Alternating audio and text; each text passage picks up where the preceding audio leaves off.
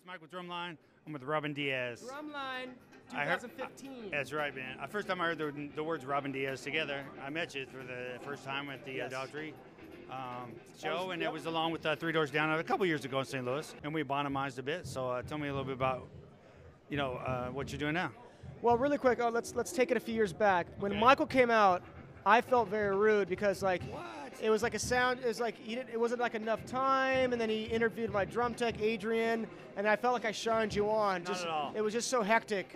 Not at all. That like we had like 30 minutes of sound check, and then like a tour manager's like, Michael's here to interview you. I'm like, well, bring him up, and then like I'm getting a text, dude, you got to come backstage. We got to sign these. Everybody's busy. Yeah, so I apologize. You know what? Drummers Here we are now. Mostly cool, and thank you for that, because it kind of illustrates the point that sometimes it's not a good time, and it's not personal. Right. And Never I personal. felt that I was putting more attention on him than on you, so I had that in my head too, and none of it was true.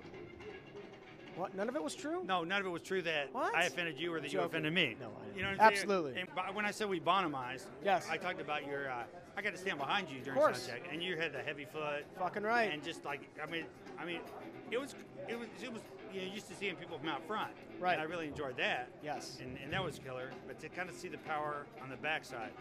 I let you sit behind me. Yeah. And it was during awesome. Sound check. Yeah. Yeah, I could really see. Like I really could. I mean, I was right behind you. I could see, the foot pitch and the strength that you really went through that head. And, yes. And all the power. And I said, oh, you must like John Bonham. And you go, yeah.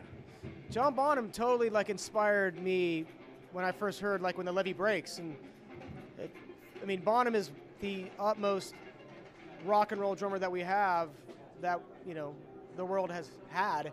God rest his soul. But the thing is this: there's no way, shape, or form I will ever be Bonham or know anybody in this world. Yeah, and why would you want to? Yeah. But all I could take from Bonham is my heart and soul, and play that shit of the drums as I do.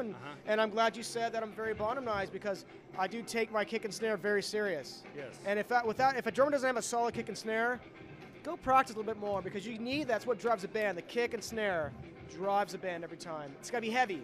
You got to have dynamics with it. Bonham had it all. So thank you for recognizing that. I Michael? caught one side of you. I shot of you. You liked actually your arm was out, and it was different, because it was like this, and it was just like a non-typical stance. You're not hitting a drum there. It was like I just hold it up. It was like in flight. That's what people always say. That people are like, dude, you're the one-arm bandit drummer. Oh, another thing about photography, I've seen a lot of black and whites. You seem like you're going through pictures all the time. Yes. And you're posting them and framing them, and then they're going up the stairs and they're on the walls, and you're like decorating your house. But it's very. I guess you could look at that stuff from a distance, and it's like images. But then when you get up, you see the picture, and you're kind of like drawing a little picture there. Yes. They're not of me. No, it's like Zeppelin. You had Zeppelin, Stones. Yeah. Keith Moon. I was just talking about your artistic looking at things outside of the drums. Yes. But that has an influence on your playing too. But I kind of really liked watching you put this stuff up for whatever reason. No, because it is rock and roll, and what I want to try to do is I want to embody everything rock and roll was. Keith Moon, John Bonham, Charlie Watts, Tommy Lee, Jimmy Chamberlain. That's what I want to do, and that's what I'm trying to do. So you did it black and white, kind of to keep a theme to it too. Absolutely, black and white is it's just not like separate. Yeah. I like black. It's more classic. Yeah, it is. You're capturing the classicness and the essence of the art of that. It's an art. See, now I can see where that carries over into what you're playing. Yes, thank you. Like there's like a little, not a little connection, a very strong connection. Yes. Yeah. And I appreciate you noticing that, Michael. Yeah, I really do. I mean, because you get into drumming because you love to play drums, you love music.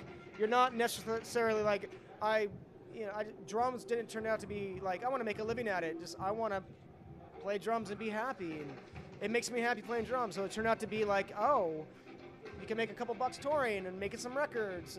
And luckily enough, I get to make a lot of records now and leave my soul and what I do as a drummer on many people's records. And I'm very thankful for those artists let me do that. Well, fantastic. Yeah. Okay, well, you're playing now with, did we cover? Courtney Love. Okay. Yeah. Okay, fantastic. Yes. That sounds like tons of fun. She's amazing. All right.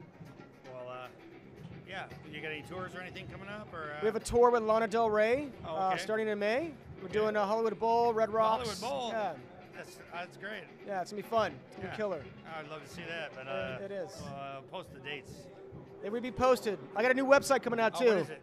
Just robindiaz.com. It's going to be amazing. It's being built right now. Okay, thank you. Yes. Well, thank you, Michael. DRUMline.net.